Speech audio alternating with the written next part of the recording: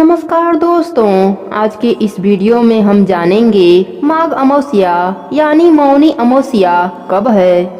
हिंदू पंचांग के अनुसार माघ महीने में पड़ने वाली अमावस्या को मौनी अमावस्या कहा जाता है। मौनी अमावस्या को बहुत खास माना गया है। इस साल मौनी अमावस्या 21 जनवरी को पड़ रही है। अंग्रेजी कैलेंडर के हिसाब से यह साल 2023 की पहली अमावस्या है। इस साल माघी अमावस्या 21 जनवरी को दिन शनिवार को पड़ रही है। इस दिन मौन व्रत रहने का विशेष महत्व है। मौनी शब्द मुनि से बना है। कहा जाता है कि इस दिन साधु संत मौन रहकर मन और वाणी को संयमित करते थे और ईश्वर के ध्यान में खुद को लीन रखकर तमाम विशेष सिद्धियों को प्राप्त किया करते थे।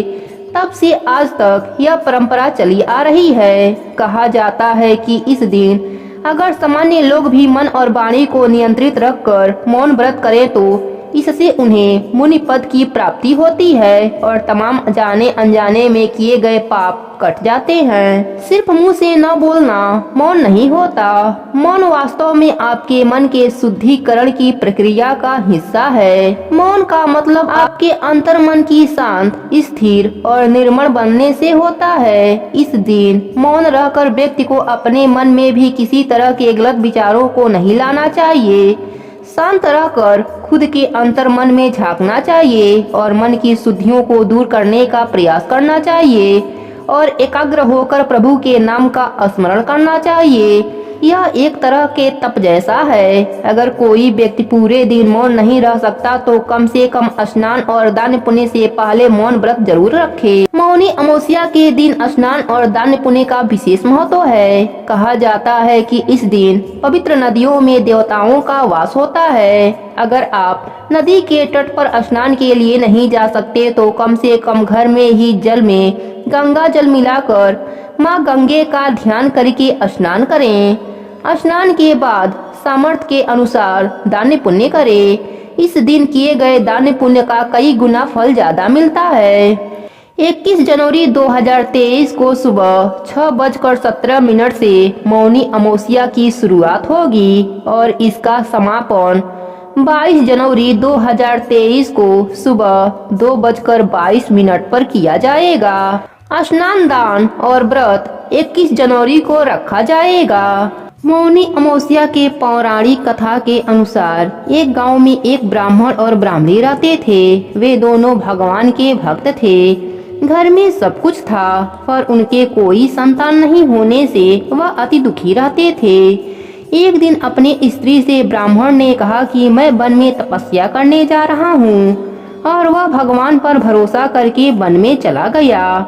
जंगल में जाकर तप करने लगा। बहुत वर्ष बीत गए। उसको वैराग्य हुआ। वह सोचने लगा कि मैं अब अपना जीवन समाप्त कर दूंगा। इस प्रकार सोचकर वह पेड़ की डाली पर फांसी का फंदा लगाकर मरने को तैयार हुआ। तभी सुखी अमावस्या माता प्रकट होकर बोली, देख ब्राह्मण, तेरे भाग्य में 7 जन्म तक कोई संतान नहीं लिखी है, किंतु मैं तुझे 2 कन्याओं का वरदान देती हूँ। एक का नाम अमावस्या तथा दूसरे का नाम पूनम रख देना। तेरी स्त्री को कहना कि अमावस्या का व्रत करे। अमावस्या के दिन एक कटोरी चावल भरकर उस पर दक्षिणा रखकर किसी मंदिर में रखे। ऐसा 1 साल तक करना। 1 कटोरी चावल सहित दान करते रहना। इतना कहकर अमावस्या माता अंतर ध्यान हो गयी। ब्राह्मण घर आया और अपने पत्नी को सारी बात बताया। अमावस्या आने पर ब्राह्मणी ने व्रत रखा।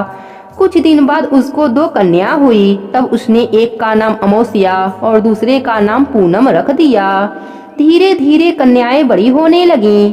ब्राह्मण दोनों कन्याओं का योग्य वर देखकर विवाह कर दिया। बड़ी बहन अमावस्या धार्मिक थी जबकि छोटी भगवान को बिल्कुल भी नहीं मानती थी।